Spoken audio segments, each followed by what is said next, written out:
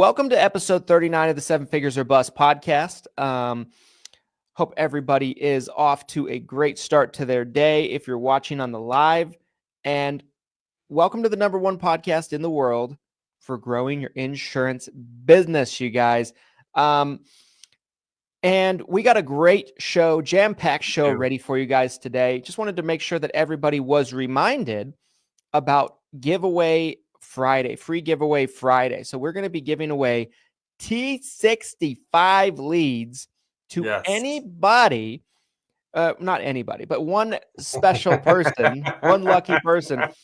Maybe two. That comments on the live stream in the Facebook group on any of our various different streams over the course of this week. Okay. So that's how you be entered to win. Just make sure you drop a comment on any other streams. This one suffices. Okay. And yeah, we have a jam-packed show for you guys today. Couple of awesome different topics. The first topic we wanted to kind of start off with you guys is health, right? How does health affect you in business? And I wanted to kind of start off by sharing a little bit of stuff personally, right? I'm somebody that's routinely over the years put business before my health, right? I'm just going hard in the paint when it comes to when it comes to working and everything like that, right? And maybe, you know, get those rebounds, baby. He's working the glass. Prioritizing getting my work done and growing the business, and also prioritizing maybe convenience over health and everything like that. And the last year or so, I have found myself, I guess I found myself, you know, just feeling a little easier drained, right? I think that's just natural with getting older and everything like that. But it became very apparent to me that if I want to be able to keep my level of productivity in the business and getting everything done that I get done, I'm not going to be able to do it long term if I'm not taking care of myself. And that was just a big eye opener for me. I know you've been on kind of a similar journey as 100%. Well. Talk about it a little bit. I think in your 20s you can get away with it, right? Mm-hmm. I think that's the realization we both kind of are coming to at similar times. We're close in age. Christian's my little brother. He's younger. He's feeling, I think, the same thing that I'm feeling though as we are getting older. I do think it's interesting. I think if you were to like chart my personal health and like my business health, like how the business is performing and how my personal health is performing, I think it's actually, if you mapped it, it would be pretty similar. When Lead Heroes was having a bad year, I want to say it was like 2017, 2018. There was a couple things going on. It just things weren't clicking the way I wanted it to. There was a congruency there between my personal health. I was, not moving my body hardly at all. My shoulder at the time was really bothering me. I think I had I'm not sure exactly what happened, but I had something that happened to my shoulder, and I would be like laying on the floor of my office making calls and a ton of, just literally just because like sitting would hurt my shoulder. And I just thought laying down was like the best for making my shoulder not hurt. And it definitely had an impact. My health definitely had an impact directly on how the business was performing.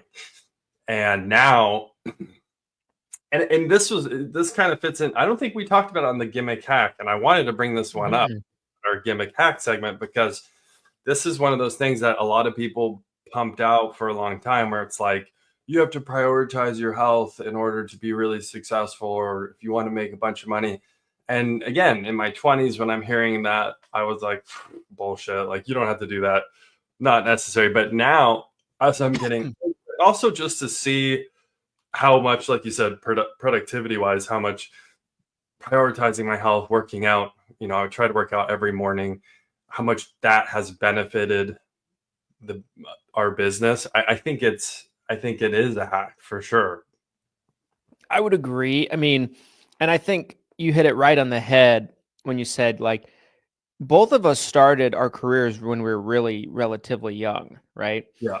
So like I got into the business 2021, and I remember in your early 20s, right? It's an interesting dynamic when you're trying to build a business when you're in your early 20s. It's a weird thing, honestly.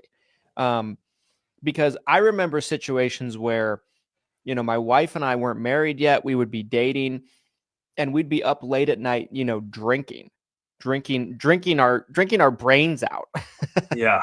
You know what I mean? I had a few of those. And waking up at like 8 a.m., just dying and having an appointment at 9. Yeah. Like that. Like I did that a ton. Absolutely. In my early 20s. I did too. And that lifestyle, it's not, you can, again, I think you said it best. It's easier to get away with when you're in that age bracket and that age demographic. It's tougher once you hit 30. And, like I recently went to my doctor maybe about 3 months ago. And my doctor told me that he's like, you're good. You're pretty healthy, but your cholesterol's starting to get a little high. He's like, and my doctor has known me for several years. I go every year for a checkup. And he's like,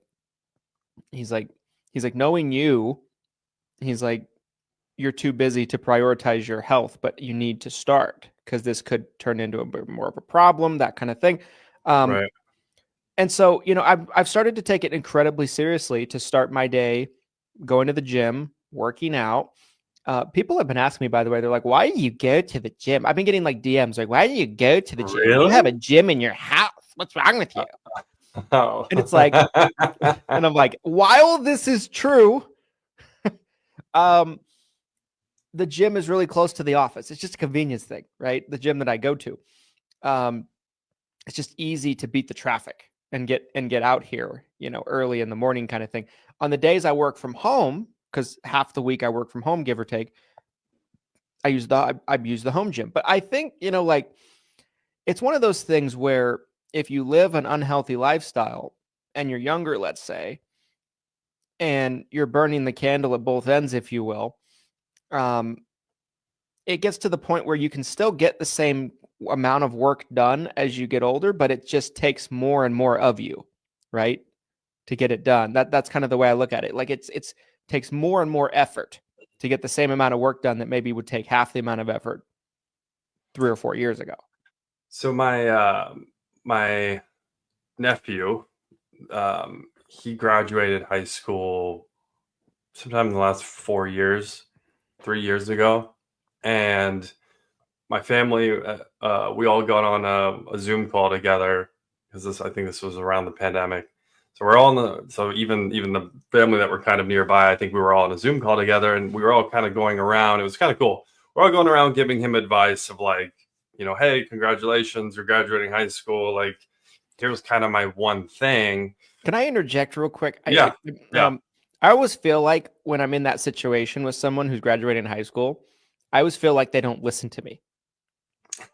And then I walk away feeling disrespected. I'm like, I'm the most successful person that you're ever going to talk to. Dude, they're 18, 17. Of course they're not. I know. Of course they're not going to. You think this kid listened to me when I was... Of course they did. No. Did you listen to anybody when you were 7? No, you didn't listen to anybody. No. I didn't listen to anybody. But it makes me angry. I need to sit there. You're like, hang on a second, Glenn. I want to tell you how angry I am about this already. We need an anger management program for you. Oh my gosh. Okay, so we're going around and people are sharing their advice for him, and this was my one piece. Is I was like, hey, because I think this was around the time I was dealing with like this shoulder issue I was having. And, I've been a relatively healthy person, but there has been some small things that have come up. And a lot of it stems from just not taking care of my body. And I told him, I said, listen, I'm like, 12 years, 13 years older than him. And I'm just like, you only get one chance, like with your body. You know, once your health is gone, there's no guarantee you can get it back. I'm like, if I could go back in time to when I had graduated high school, I wish I had been on kind of this journey that I'm on now. You know, I wish I had been on this regimen of like really prioritizing my health, because it's so much easier to maintain it, I feel like, once you have it. But if you don't have it, trying to get it back can be really hard, and there's a chance you won't get it back. You could have a severe injury, a severe illness, whatever it is. Also, I was listening to, did you listen to the Mark Zuckerberg podcast? I listened to probably all of it except for the last like 20 minutes. I didn't finish the last 20 minutes, but I listened to almost all of it. I didn't quite finish it either. And God, the amount of jujitsu talk, I'm just like, can we fast forward the jujitsu talk? But they, you know, Mark was training for jujitsu, and he blows out his ACL, and they spent a lot of time talking about this exact topic. Yeah, about, you know, how can I train or you know, work out to stay healthy. And Mark, it was super interesting to hear his perspective, because I feel the same exact way in our business. Mark's talking about how he will work out early and train to the point where he's going through the day tired. He's physically tired from training. And he said it gives him kind of this perspective, like, you know, I just got my ass kicked in the gym training for jujitsu for, you know, 2 hours. What's the day going to give me that could really be that much worse, right? I mean, that's my same perspective too. Like, that's why I do ice baths. That's why I try to work out every morning, is like, it's that productivity, but there's also this mental aspect to it as well. But it was super interesting. I mean, imagine the sort of shit he has to deal with, right, on a day. I mean, he was talking about foreign governments. Could you imagine, like, like France calling us, hey, ESI, we're going to fine you $10 billion. Like, like, excuse me? Yeah. Sacre bleu? Yeah. I think it's a great point, you know, and I think, you know, you made the comment recently and about, you know, I just feel better going throughout the day. You know, I feel more alert. I feel more awake. I feel more able to handle challenges that might come up throughout the day and putting out fires. And I feel the same way. You know, for a long, I think you can get by and be successful without necessarily prioritizing that. But I think the longer you do it, the harder and harder it becomes. Yeah. You know, I'll never forget, we were on, you know, one of our infamous insurance agent cocktail parties years ago during COVID. And I remember I'm on this Zoom, and we're all having, you know, alcohol to drink. I have this bottle of wine, like red wine, but it's like this cheap, shitty wine, that I just went and quickly grabbed somewhere, you know, in preparation of it. And then I have this bag of Cheetos next to it. And Chris Weir, shout out Chris Weir and Lead Concepts, you know, he's on the call. He's like not saying much. He's texting me during the call, during the online virtual cocktail party. For those of you that don't know what we're talking about, we would do these during COVID just to kind of keep sanity. We would do these insurance agent Zoom cocktail parties. It became kind of a thing. And, you know, a lot of times there was like anywhere between 10 to 30 people on. Like, it became kind of a big deal. So anyway, Chris Weir's on, he's texted me, and he's like, red wine and Cheetos, question mark. And how many years ago was this now? This would have been 5 years ago. So I would have been shamed. I would have been 27 at the time. And, you know, he's texting me that, and he's like, oh, to be young. He's like, you cannot, you're going to get your ass kicked, basically, is what he was saying in nicer words. As you get older, you keep doing things like that. And I was just like, whatever, Chris. You know, I'm like, you don't know anything, Chris. It wasn't necessarily that. You know, Chris is in great, fantastic condition. I don't know. You know, probably was the wine. I was just like, you know. But No, you were from 18 to 28, you were the same person. You were like, I don't need to listen to anybody. I'm not listening to anybody. I know what's best. I want to make some time, you guys, for this episode's sponsor. Yes. Glenn, tell us about this episode's sponsor real quickly. Today's episode of the podcast is sponsored by Lead Heroes. Lead Heroes right now has a special going on with Turning 65 leads. You can actually get a Turning 65 lead that is personalized and exclusively generated for you or your agency for just $25. Normally they're $45 per lead. So that is almost 50% off, and there is a limited quantity and a limited time to take advantage of this offer at Lead Heroes. So if you are interested in speaking with more seniors who are 2 to 5 months out from turning 65, again, exclusively generated for you or for your agency, adhering to all compliance rules, including the new FCC rules. We've gotten a ton of communication at Lead Heroes, questions about what's going on regarding the new FCC rules. You don't have to worry about any of that. We also did an entire episode about that last week that you guys can listen to. So again, if you're looking for more seniors that you can speak to that are turning 65, hit up Lead Heroes now before these turning 65 leads get sold out. They sell out almost every time we do a promotion like this.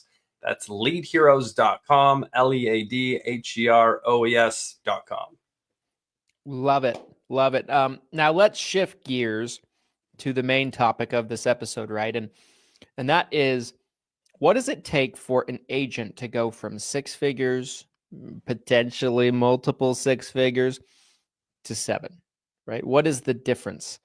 And I was thinking about this morning in kind of like preparation, because I feel like this topic in and of itself could be a 3-hour podcast. Yeah, it's a big one. There's so many things that I feel like factor into really growing, right? Like if it was just one thing and it was simple and it was easy, everyone would do it.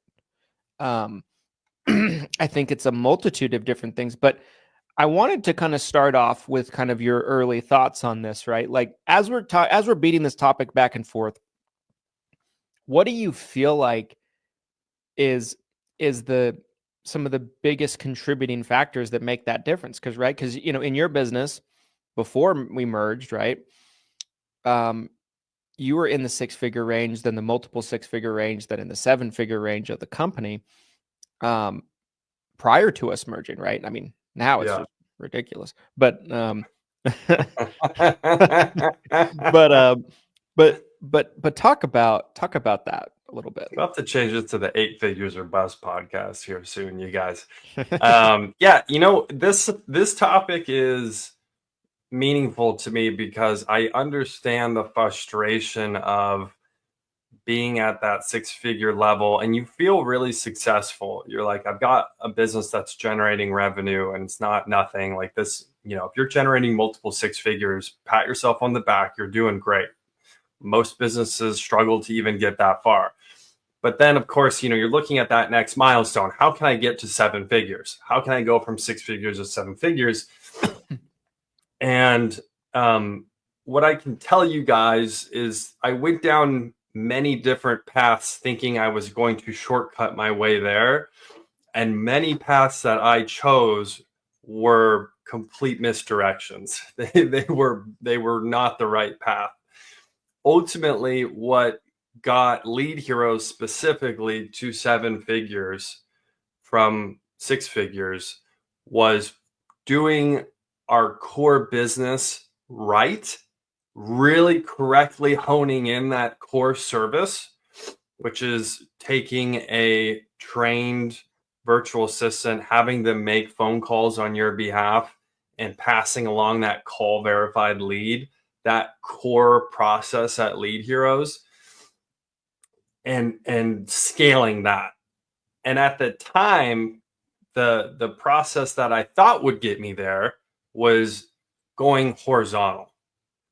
I went down all these different paths. Okay, we're gonna do Facebook leads, and we'll do these call verified leads. Okay, we're gonna do direct mail leads, and we'll do this. We're gonna build websites. Like there were so many different little things that I'm like, this, if I can scale another revenue source that's in line with what I'm already doing, that'll get me there. But honestly, if I could go back in time, I would just slap myself across the face and be like, no. Like, these are all just distractions. It was a waste of time, I'd say, majority of the time. And I have similar thoughts on the agency side too, but I'd love to kind of hear your thoughts. Again, you've gone down you've been on that same journey, right? You've been, Yeah. I don't know if did you ever feel stuck? Did you ever have that feeling of like almost frustration about not getting the 7 figures? Constantly. Yeah. On the pathway to there. I'm mentally ill, so I still feel that all the time. We're learning a lot today, you guys. We're learning a lot today. No, I think I definitely had those feelings on a recurring basis. We should interview my wife on the show one of these days, and she can kind of talk about all my Could you imagine the madness of living with me? We need to get your wife to just start secretly, like, we're filming you, and we'll have like a clip show, or it's just like, it's like 3 a.m. Christian's just like hammering away at his laptop. Yeah. It's very real, very reality. Yeah. I know it is. But I think for me, I think what allowed me to really continue to make the jumps was a couple of things. So what got me to 6 figures was I worked my tail off. I worked long hours. I just outworked other people. Right. Like, I made more calls. I went on more appointments. I'd work weekends. I'd work evenings. I'd do whatever I had to do if someone was willing to talk to me as an agent. But what I was not doing that got me to 6 figures, that helped me get to 7 figures, was, I believe, 3 things. And there's probably more than 3 things, but if I had to pick 3 like core elements, I would say the first one was investing into my business. It took me longer than I like to admit to really embrace that. I really didn't spend a whole lot of money on the business for the first, I would say, 4 or 5 years, Yeah.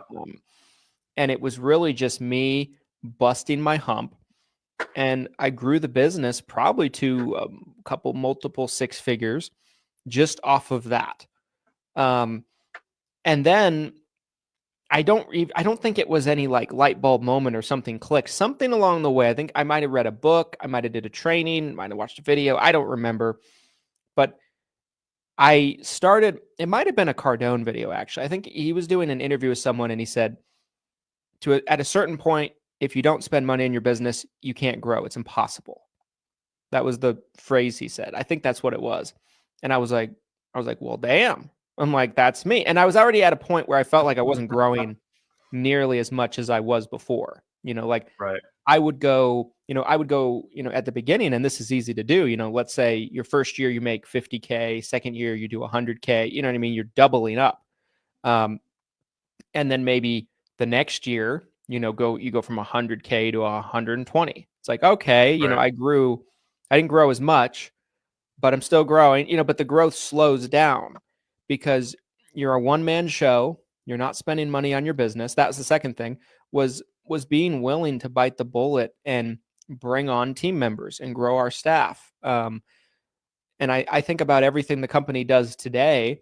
There's no way that it could ever do anywhere close, even 10% of all the things the company does, if it was still me operating in that way when I was in the early years and I was making 100 grand a year, 200 grand a year, that kind of thing.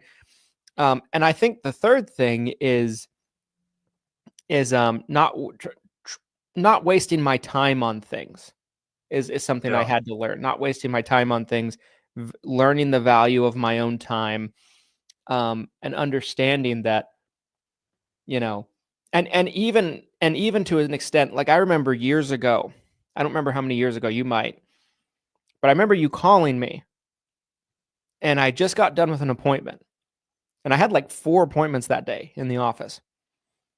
It might have been 3 years ago, probably at least 3 years ago. And you're like, what you doing?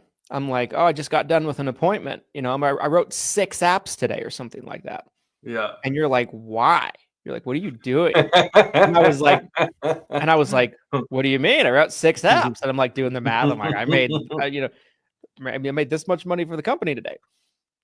And while that's important, there's bigger scale things that at this point I can be doing for my business. And I feel like Right.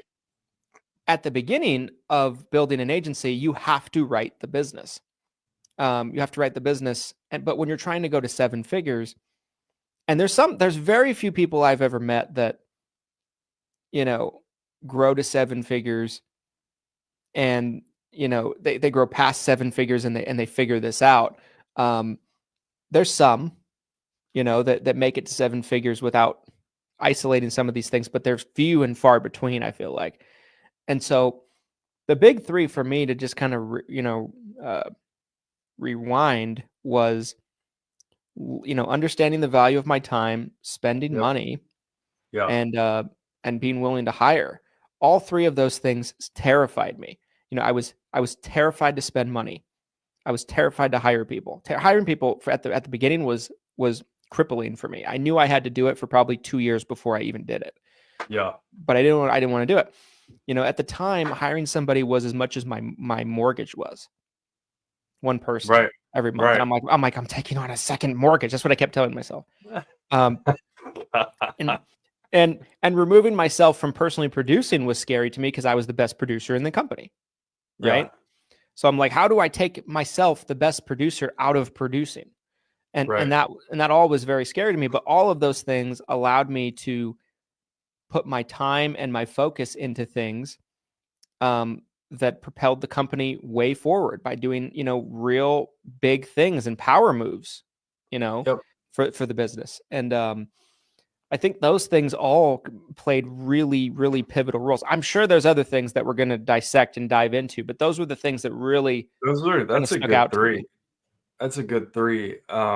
And I think what makes it so frustrating, I think part of the reason why, as business owners, agency owners, agents, entrepreneurs, I think the reason that 6 to 7 figure jump is so difficult is because what got you to 6 figures won't get you to 7. Right. You have to reprogram yourself in a way. Yeah. And essentially it was the same thing for me in the sense that I'm, being willing to do whatever it takes, working around the clock, wearing all the hats. But essentially, to get out of that and to get to 7 figures, you have to replace yourself. You have to really get out of your own way because you become the bottleneck, essentially. At Lead Heroes, as an example, for many, many years, anytime someone wanted to buy leads, if they didn't do it directly through the website, it was going through me. I was sending the invoice.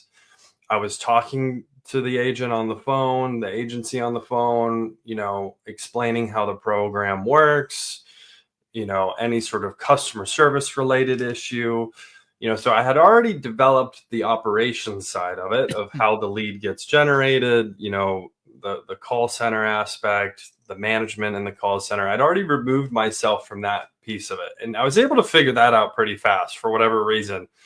I figured out, okay, I can't manage all the callers. Someone else needs to come in and be able to manage it. I need a quality assurance team. Like, I was able to remove myself from that pretty quickly. But then when it came to the front end of the business, I really struggled to remove myself. And that was one of the major bottlenecks that kept me at 6 figures for a long time. It was essentially me refusing to get out of my own way. And I think you experience a lot of that same, and it's tough because it is, you're letting go of control, right? I mean, that's a big part of it, is like, you're controlling this portion of your business, of your agency. And by removing yourself, you're kind of letting go. There's so much about this that I think we could talk about. I saw this video the other day that I don't know who it was, but their quote was, if someone does it 80% of my 100%, that's amazing. And Mm-hmm. I will take that every single time. And I try to live by a similar standard. When it comes to replacing yourself, the chances of you bringing someone in and they will do it exactly how you did it or better than you did it is rare. Not saying it can't happen. Obviously, if it's not like something you're excellent at, you can hire someone to come in and maybe do it better than you. But something like for you, Christian, producing, obviously hiring someone, bring them in to replace your production, that's going to be really difficult. But that 80% rule, I think, is a really good rule of thumb for people to follow. Yeah, I would agree. Another one that I think about too, that I think is such a relevant topic that a lot of agents experience, because I hear it from them all the time, is that agents have this fear of someone else talking to their clients, right? You hear Yes. we hear this all the time. All the time. It's like, oh, they're used to me. They're used to dealing with me. You know, That's what makes me special. Is it's right, always me. right, Yeah, right. that kills me. And, That kills me when I do that. I'm like, okay. So let me put a little bit of perspective into this, right? Like, I was that guy too. You know, I gave True. my first. It's hard to believe that looking at you now. You've come so far. I'm so proud of you. I'm so proud of you. Personal growth, right? Yes. But you know, I've said this many times, and I give you a lot of credit because you've helped me learn a lot of these things. You know, you've contributed in helping me learn. You know, that it's dumb for me to be doing that. Like my first 500 clients that I ever wrote, I gave them my cell phone number. I used to have my cell phone number on my business card. I think it was a year or two ago, I posted in the Facebook group and I said, if you give your cell phone number to a client, you're dumb. That was a spicy thing. Yeah, that was a and that pissed so many people off, but it's true. I ended up changing my cell phone number about a year ago because I got to this point where the clients would not stop calling me, and they wouldn't call the office where we have this infrastructure and everything like that. And then what we did was we ported my number to the office. So they call my number, they call the office. Boom. You don't have a choice anymore. You can call whatever number you want. It calls the same place. But gotcha. but like I did that, right? And I would take calls I would take calls on my cell phone from clients on weekends, in the evenings, on holidays, on my birthday, like, because there was no one else. Right. It was me or bust. But there could have been, right? There could have been someone else back then. Probably so. I was so scared of hiring somebody. Right. Like I said, it was just such a scary thing to me. And and I had all of the same limiting beliefs that a lot of agents that I talk to today have. You know, well, it's me. You know, I sell myself. I'm the one. You know, I'm the brand. That's why the company was called Christian Brindle Insurance Services originally, because it was branded me. You know, I'm in the videos. I'm on the postcard. I'm on the billboards. I'm everywhere. And these agents have this perception that, like, if there's someone else that the clients talk to, that I'm going to lose a majority of my clients. I'm going to lose half of my clients. I'm going to lose a huge portion of my clients. And what I found out was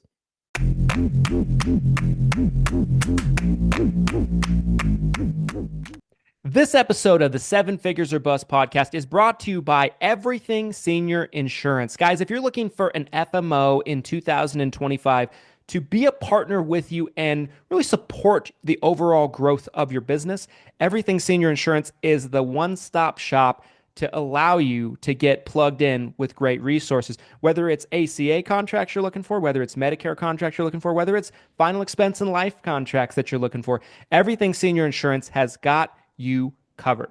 We provide a free CRM in seven-figure CRM to all of our agents that meet the proper requirements on their contracting and have enough contracts with us.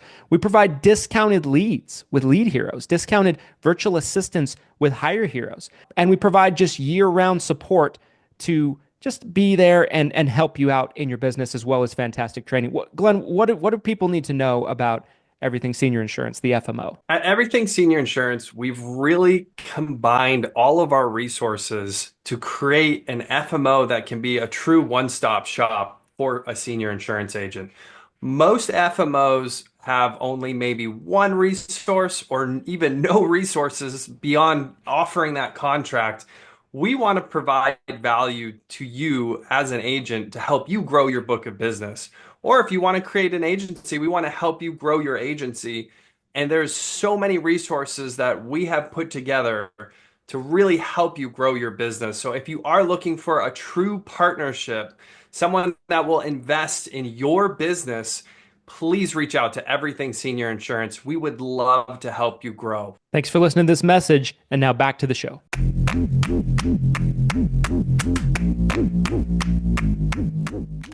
You have to train your clients, because I went through this. You have to train your clients. Today, I might speak with less than 5 clients a year. And that's probably 5 too many. You know what I mean? And one of them is Glen's mom. You know what I mean? Like, you know, like, and the rest of them are like personal friends, you know, like people, family friends, things like that, you know. Yeah.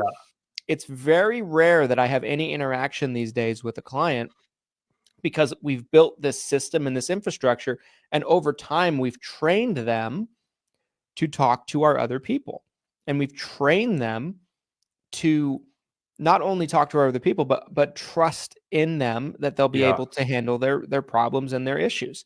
And you know, I had this fear. I'm like, oh, we're going to lose this huge amount of people if they won't talk to me, right? If they're not able to talk to me, if they're not reachable to be able to talk to me. And the reality is, we ended up losing maybe 1 or 2% of our clients. Maybe not even that. Maybe I'd say maybe 1%. Maybe not even. Probably 1%. Maybe less than 1%. It's a very small amount. And the people that we lost are people I would have paid to leave. Right. They were difficult clients that I didn't want anyway. You know what I mean? Time wasters. The thing that, you know, and we've kind of been coming back to this, is when you're starting at zero, it's really easy to do it all yourself and have all roads lead back to you. Yeah. Your first 50, 100, whatever the number ends up being. You know, I think it's a double-edged sword here, because on one hand, I don't want a new agent, like if a new agent's listening to this, I don't want someone who's brand new to think that they need to go set up all this complex infrastructure when they haven't even sold an app yet, right? Of course. So it's like a double-edged sword. But the flip side is, remember, we're talking about going from 6 figures to 7, right? That's true. That's true. This is 300 to 500 clients to, you know, 2,000 clients, right? It's that type of jump.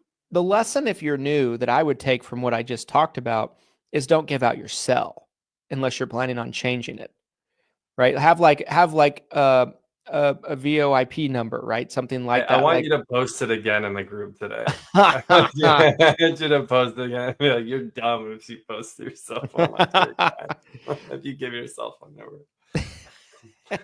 No, but the flip side is that, like, if you think wherever you're at, even if let's say you're doing, you know, 50,000 a year, let's say you're not even quite at 6 figures. If you can look ahead and understand what will scale and what will not scale, that's the trick. Yes. That's what I feel like I'm obsessed with now, is whenever Christian and I are putting something together, whether it's an existing revenue source or we're building a new revenue source or we're trying to change something, I'm obsessed with trying to figure out what's scalable and what's not before it gets launched. And that's something originally I didn't put as much emphasis in. Originally, it's, how do I make this work? How do I make the client happy? Like, how do I make a product or a service that works? You know, or sell the policy, right? Whatever. Now it's, well, how does this go from 100 to 1,000 without me being involved? You know, that how can I remove pieces of this that won't scale? And in my opinion, that's the mindset of going from 6 to 7 figures, is how can you scale without being involved in the core process? Yeah. Yeah. I mean, it's interesting, right? Like, you know, circling back to a little bit on the client, not talking to clients kind of thing, right? Like, Yeah. we've gone so far now, I'm not even on the menu for the office. So if you call the company, like, you can't get to me. There's no way. It's impossible because, like, and this happens over time, right? You have to train your clients. And we still have the occasional person You here do. and there, as you know, right? They call up and they throw a fit and they want to talk to me. We'll have someone else call them back like an hour or two later. Be like, it's just because I just don't have the time to be everywhere. And I've communicated that to the company, to everyone in our company. Like, I just can't do everything all at the same time. I'm not Jesus, as I've said before, maybe not as eloquently. I'm not omnipresent. And but like, my time is best spent in the company today in finding high level solutions to problems that are going on, in Yep. terms of like systems and processes. Working with our agents, some of our high level agents, and trying to help them solve problems in their agency to continue to help grow. Um, Trying to work with larger agencies and trying to find ways to partner with them, forming strategic partnerships, right, with different Forming people, strategic partnerships. That's a big um, one.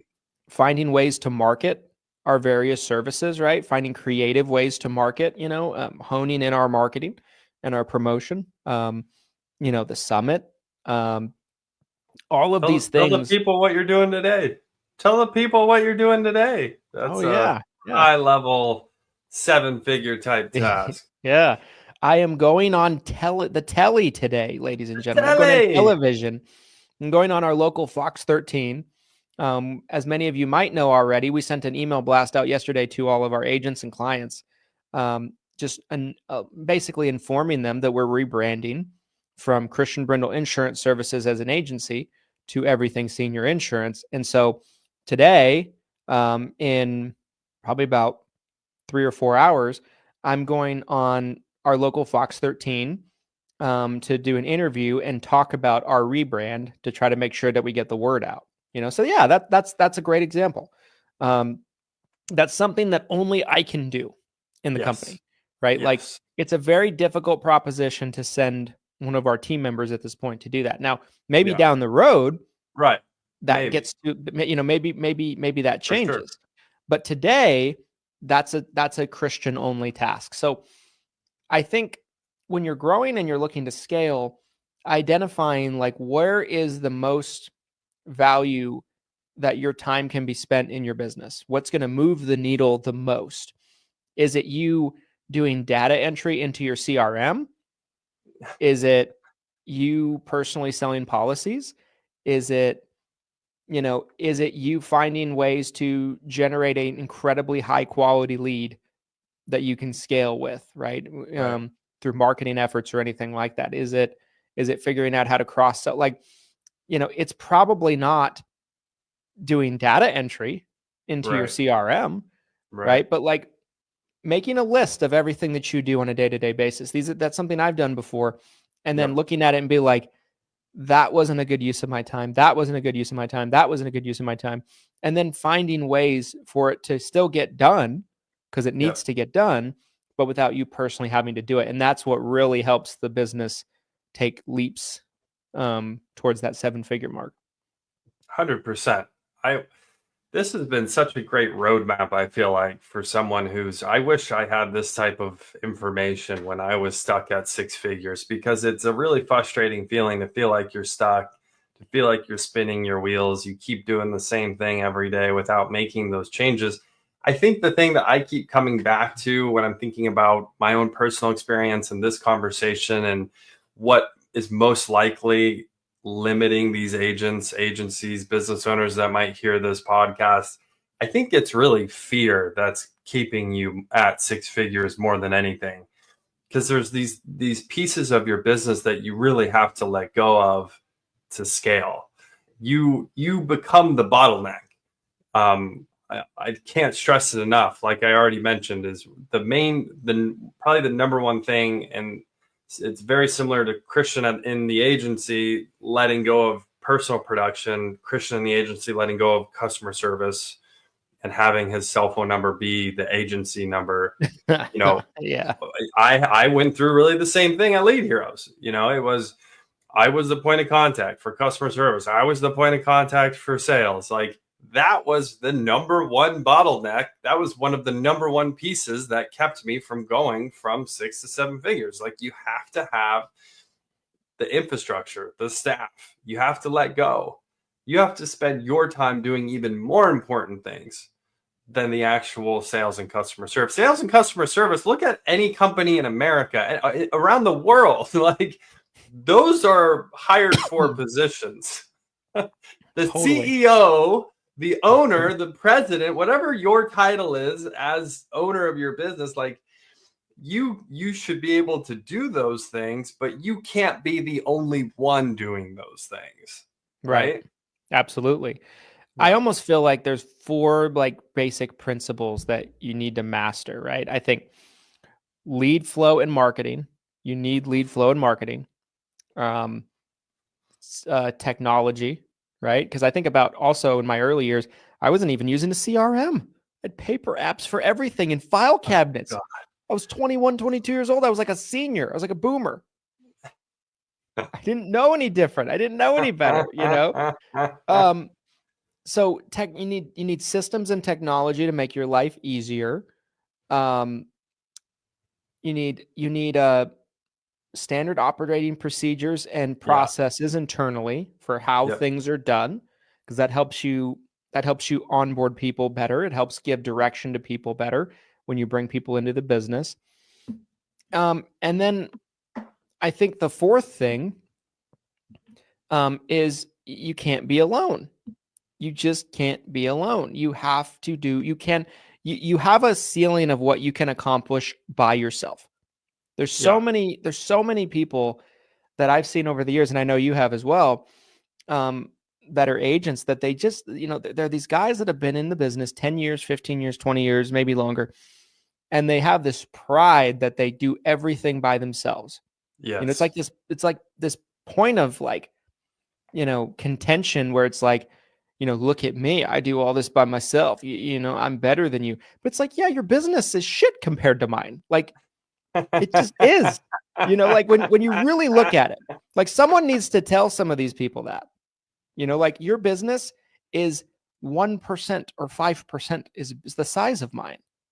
You know what I mean? So like, what are you really bragging about? Even more than like the size or the revenue that's generating, if you can't take a day off, be sick for a day, or go on a vacation for a day, and your business can't operate because you are either, unable to be available for whatever reason, that's a huge problem. That's a huge problem that a lot of you aren't. Oh, well, they can just leave a message and I'll get back to them later. Well, they might leave by the time you get back to them. Right. It's just not good business. It's just bad business. How do you operate under those circumstances? I don't get it. It's like, it's like running like a small business of some kind out of your garage or out of your basement or something, and you're the only one doing it. And, you're smack talking somebody that has built a big business that has an office with tons of employees and everything like that. It just is silly to me. It just, and I don't understand it. Like people are like, well, I can't trust people. I'm going to hire people. That was what I was about to say next, is the mindset of I can't trust anyone to come into my business because they'll steal my clients, they'll steal my personal information. I can only bring family in to help me. Right. Oh, that's the other big that is. Yeah. Do you remember the person I was fighting with? Who's this exact time? They said, well, I'm bringing my wife in. They were like, to help free up my time, I'm bringing my wife in. And they were like disaster. What? That is a disaster. Did you know that before my dad as an agency owner, right? And by the way, for perspective, right? My dad never had more than one part-time receptionist in his career. So Crazy. that was even a big leap for him, right? But for about 10 years of his business, it was just him working out of our basement, and he had no employees. He hired and fired, by the way, my mom on 2 or 3 different occasions. You think that's good for the relationship? You think that's good for the relationship? Because they didn't work well together. Like, I didn't know this. My parents are still together. They have good marriage, everything like that. But like, you might damage your relationship and get divorced. You know what I mean? True. Like, I'm sure there's plenty of stories out there for sure. I've worked with my wife, but we put her in an agent role where it didn't matter how much she worked. Right. Right. And she ultimately ended up deciding she didn't want to do it. She wanted to be a stay-at-home mom. It caused no tension in the relationship. Right. But like, if your spouse is your receptionist, it toes the line very in a very in my opinion difficult way. Like, it's just I don't understand that. You're like, sure, can you trust your spouse? Probably so. Right. But there's things you can do to protect yourself first off when people come in. You can have contracts, agreements, things like that when you hire somebody. And if you hire somebody that you can't trust, you have to replace them. You get rid of them. You bring in another person. The next person, you get better at hiring. You get better at knowing what to look for. It's a learning process of hiring and being an employer, just like it is at anything, like being a salesperson, like being a business person, like being a marketer. And I think it's just this fear of going through the pain of learning how to do it right and hiring the wrong person. Everybody does it, by the way. Yeah. I mean, I think some people have one bad experience, right? Which again, Christian and I have hired and fired. I mean, I don't know what the number is, but there's been a lot of people over the past 20 years of combined experience that Christian and I have hired and fired. And we either immediately knew or took some time to figure out. We're like, oh man, this is not the right person for this job. Yes. And there's some of you out there who go through that and your takeaway is, I need to not hire anybody, or I need to hire family because I can't hire someone because look what just happened, Glenn. Look what just happened. I just hired someone and I caught them lying to my clients. I caught them not working on the job and trying to get their paycheck still, blah, blah, blah, blah, blah, whatever happened. And that's insanity. That's insanity to make that conclusion. And I think that's essentially what happened with the guy I was fighting with in these Facebook comments is I believe he hired someone, had a bad experience, said he can't trust anybody. And then he goes down this rabbit hole. It was a big, long thread. And I just kept firing away and he kept responding.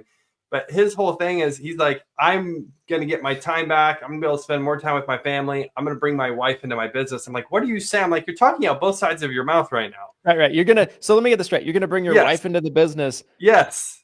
So you can spend more time with her, but she's working. Yes. That's what I thought. I'm like, what are you saying? I'm like, none of this makes any sense. I'm like, nothing you posted in this thread makes any sense. You can't do this. It's not to say that husband and wives can't work together in certain capacities, right? Like there's certain examples, there's plenty of examples of that, but like, I think, man, I don't know, bringing in your wife as a receptionist, I've seen it go ugly a lot in agencies and with agents that I know. Usually it works out the best when the spouse gets their license and they run the business with you. You're doing the business together, right? But like, when you're like their manager or their boss, like that's a weird dynamic. You know what I mean? That's a weird dynamic. And you end up like my dad and fire her.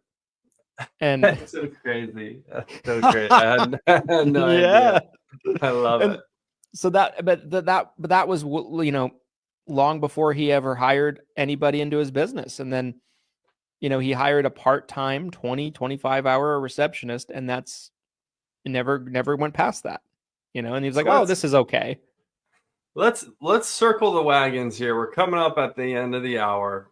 I want to be respectful of your time and my time Yes. and our listeners' time. Let's boil this down for your final thoughts for someone who, let's say someone skipped to the end of this episode. Final thoughts. Someone stuck at 6 figures. They're trying to get to 7. What would you tell them? If you're stuck and you're having trouble getting over the hump, there's a reason for it. And the reason is probably because you've hit a ceiling on what you can accomplish doing things the way you did it that got you to where you are, and you have to rethink it. And it could be you're trying to do everything. That has a ceiling for sure of what you can accomplish. It could be, you operate in the dark ages. You don't have a CRM or anything like that. You're doing what I was doing in my first couple of years of my career. Doing paper apps, file cabinets. These inefficiencies in your business that make everything take longer than it needs to. Could be that. It could be. It could be that you completely rely on referrals, something we didn't even get into on this episode, but there's a lot of agents like that too. And you don't have any predictable lead flow. It could be that you just need to identify what the problem is. But I think in this episode, we probably went through a significant multitude of the common reasons why we see people not being able to break through.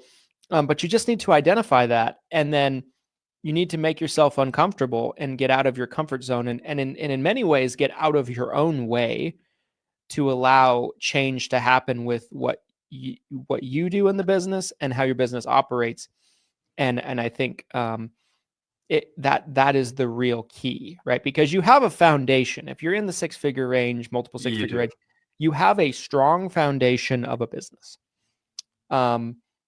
And for most people, that's the hardest part, is developing that foundation.